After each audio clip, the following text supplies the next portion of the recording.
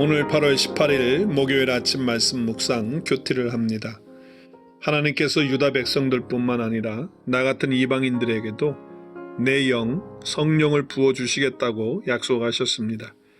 이것은 구약시대 성도들이 이해하기 어려운 말씀이었습니다.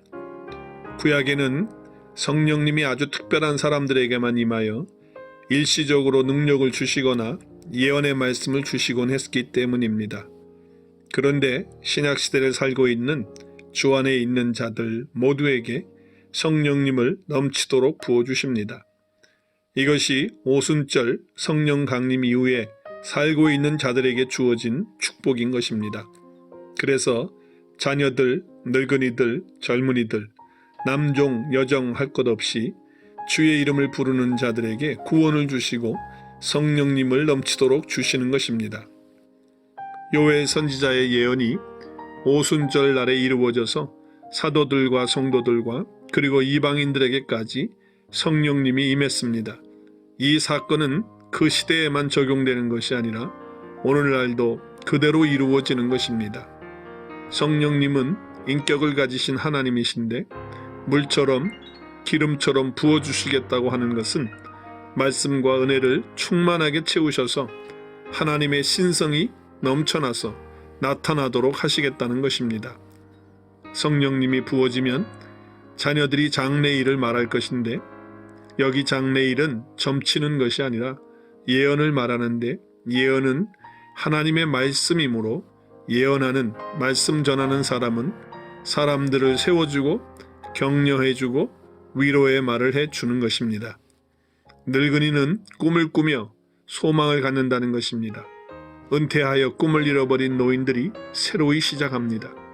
갈렙은 85세 때 오히려 그 마음과 생각이 또 그 몸이 강건하니 하나님께서 약속하신 이 산지를 내게 주소서 하며 85세에도 도전하며 다시 시작합니다. 젊은이들이 이상을 볼 것이며 이것은 비전을 갖는 것입니다. 요즘 젊은이들은 노인들만큼도 꿈이 없는 것을 봅니다. 이상, 환상, 비전을 본다는 것은 하나님의 나라의 영원한 것을 보면서 그것을 위해 젊음을 불태우는 것입니다. 이렇게 성령님을 부어주시는 은혜가 우리 가운데 있을 때 증거로 이적도 보여주십니다. 성령님을 통해서 이적을 하늘과 땅에 베풀어 주시는데 곧 피와 불과 연기 기둥이라고 합니다. 성령님을 제한하지 말라고 경고하시는 말씀입니다. 성령님이 임하면 예언도 하고 능력도 나타나고 방언도 하고 병자들도 일어나고 많은 기사와 기적들의 역사들이 나타나게 될 것입니다. 그러나 무엇보다도 성령님의 부으심이 있게 되면 선교의 역사가 일어날 것입니다. 하나님이 마지막 진노와 심판하실 때에도 누구든지 주의 이름을 부르는 자들, 즉 입으로만 주여 주여 하는 자들이 아니라 주님과 연합되어 올바른 관계를 맺었던 사람들이 구원을 받을 것입니다. 자신의 자격보다 주님 외에는 달리 소망이 없다는 것을 알고 하나님의 은혜를 더욱 갈망하며 주의 사랑과 긍휼을 붙드는 자들입니다. 그래서 예수 그리스도의 의를 덧입고 하나님 앞에 의롭다함을 받는 자가 구원을 받습니다.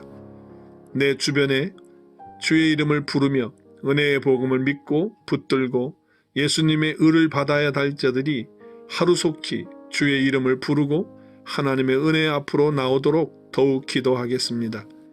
교회의 힘, 예수님을 믿는 성도들의 힘은 세상의 정보도 아니고 성경 말씀의 내용을 머리로 많이 아는 것도 아닙니다. 물론 성경 말씀을 아는 것은 필요하지만 아는 것만으로는 절대 능력이 될 수 없습니다. 교회, 성도의 힘은 바로 성령님입니다.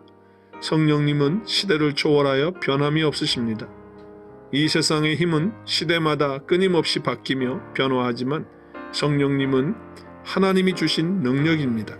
그래서 바울은 내 말과 내 전도함이 설득력 있는 지혜의 말로 하지 아니하고 다만 성령의 나타나심과 능력으로 했다고 합니다. 또한 복음이 너희에게 말로만 이른 것이 아니라 또한 능력과 성령과 큰 확신으로 된 것이라고 합니다. 이는 힘으로 되지 아니하며 능으로 되지 아니하고 오직 나의 영으로 된다고 합니다. 요엘 선지자에게 말씀하신 성령님의 부으심이 오늘도 내 안에 기름 부으심으로 부어지게 하옵소서.